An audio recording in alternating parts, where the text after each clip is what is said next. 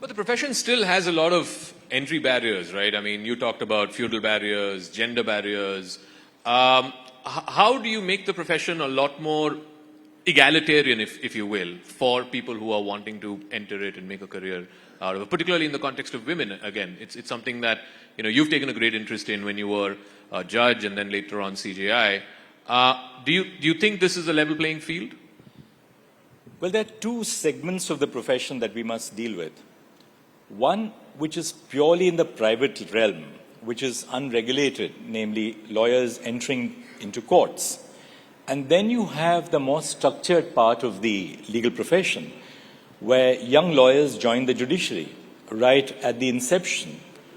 And there you find that because the process of recruitment to the Indian judiciary at the lowest levels is structured, it's based on competitive examinations, on interviews, where there's a level playing field, particularly for women, you'd find that that's the place where the social barriers are being broken down. Because a young person across the realm, irrespective of their command over English, because as you know, the local language, the regional language is the language of the courts, these young people are now entering into the legal profession. They're all first-generation judges. So quite contrary to what is portrayed very often in the media, these are people without any background who aspire for nothing but the best. The second thing that is happening is that so many young women are entering into the Indian judiciary at the lowest levels. You asked me about women, and should we deal with that briefly right now itself? I mean, I'll leave it to you, because there's something very important that, we need to focus on about women.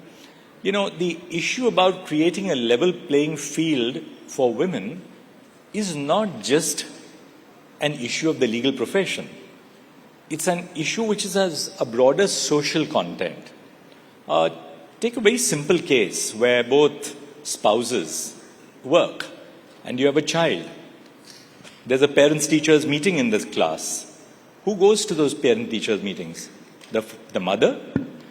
If the child falls sick, is down with measles for 2 weeks, who stays home?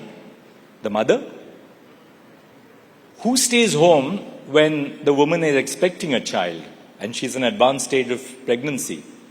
Obviously, the person who's carrying the child. Now, what happens as a result of these societal inhibitions and barriers? The woman also has a very disproportionate responsibility for looking after the elderly in the family, parents, in-laws, the aged in the family. So, if a woman drops out of the workforce at an early stage, it becomes extremely difficult to get back. Now, take the case of the Indian judiciary.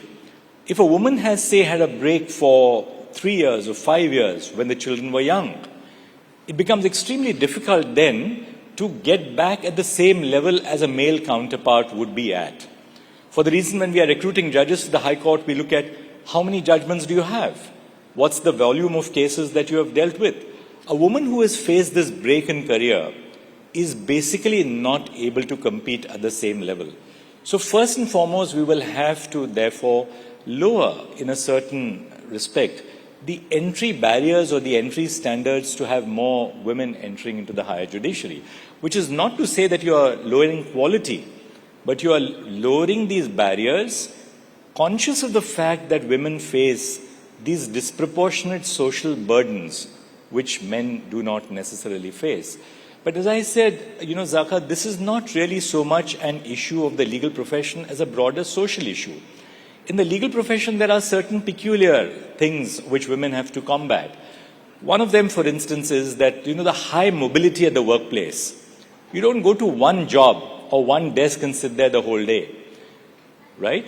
Going to your office is only a very small part of a woman's or a man's role in the legal profession. You're working in the court all day long, but your work doesn't come to an end after court hours are over. You go back to your office, you're meeting clients, you're traveling cities. So, in a sense, these particular constraints of the legal profession have a disproportionate impact on women in our society. And really speaking, therefore, there has to be a broader societal response to ensure that more and more women enter into the workplace. But as I said, India is changing. I mean, you just look at the audience in a court and you will find an overwhelmingly large number of young women today in our courtrooms, which is just a sign of the changing times.